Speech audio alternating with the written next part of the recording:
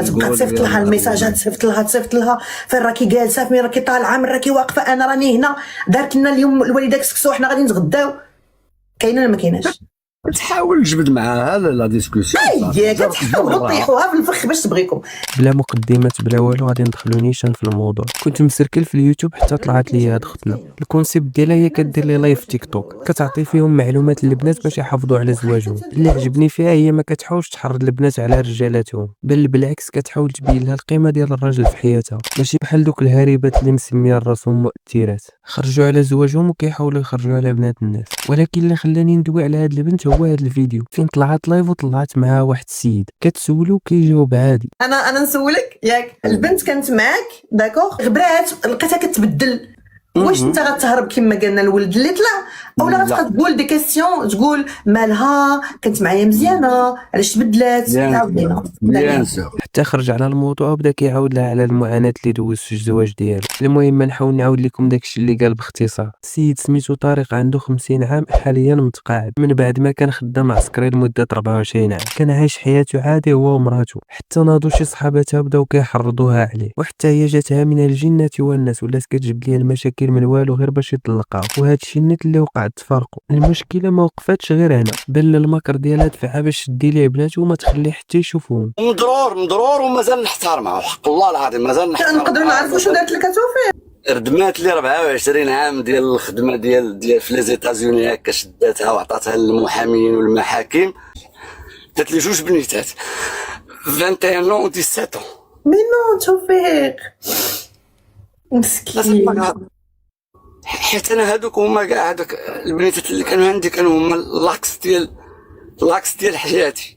بيني وبينكم بقى فيا مسكين، وفي نفس الوقت ما بغيتش نقول واش هي اللي غلطه ولا الديفو منه هو اللي كان ظريف معها اكثر من القياس. هذا اللي دفعها باش تطلع عليه، حيتاش الله يكون ليه في العوان، خصوصا ان كانت خدمته صعيبه اللي ماشي اي واحد قادر يخدمها، وفي الاخر تجي مرا مساليه تنكد عليك حياتك وانت ربي اللي عالم بك.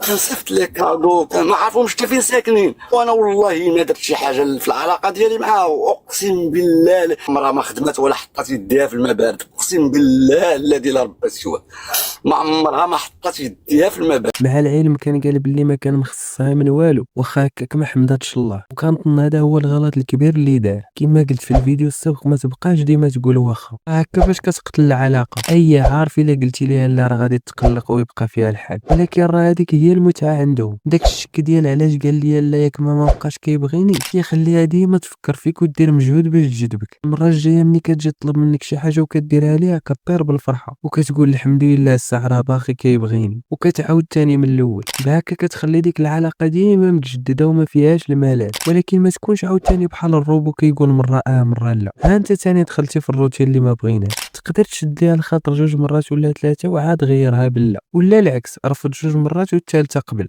المهم ديما حاول تكون متجدد وغير متوقع. وهذا الشيء نيت اللي اكتشفت من نظرته باينه فيه السيد ضعيف، كيتعامل بالطبيعه ديالو بداك الشيء باش ربوه والديه. وهذا هو الغلط اللي كنطيحوا فيه كاملين، كنتعاملوا مع البنت بشكل عقلاني. هو راه لا عقلك خاص تخدم غير باش ما تتعاملش معها بعقلك. دختي ياك ما تخافش انا غنشرح لك. خاصك تفهم باللي البنت ما كديرش هذا الشيء بخاطرها كما قلت من قبل، تمشي معها على حساب هذا البلان. يعني فاش كتقول لها لا راه هذا في مصلحتكم بجوج، واخا يكونوا عندك كاع المقومات باش تقبل، ولكن خاصك تقول لا باش تحافظ على العلاقه ديالكم. بحال حنا فاش كنا صغار كانوا الوالدين ديالنا كيحيدوا لنا شحال من حاجه وكيقولوا لنا ما ديرش هذه ما ديرش هذه، وحنا صغار ما كناش فاهمين العواقب ديال داكشي. كيحسبنا واش كيحيدوا لنا داكشي غير مني ما حامليناش، حتى كبرنا وفهمنا بلا داكشي راه كانوا كيديروا على ود مصلحتنا. ولكن باش بلا ما نغطيش الشمس بالغربال، كي راه كاينين شي بنات الله يسمح لهم راه واخا دير معاهم هادشي كامل والتعامل معاهم مزيان ما غتصور والو، كتلقاهم هما بحال هكاك ما حاملينش الرجال من والو، والهدف ديالهم الرئيسي هو يعذبوا الراجل وينصوا ليه دمه. داكشي علاش حنا في هاد الفيديوهات كنحاولوا نحلوا الطبيعه ديال البنت باش نفهموها كيفاش كتفكر، وتطير النيه ديالها قبل كاع ما تدخل معها في علاقه وتخرج لك على حياه.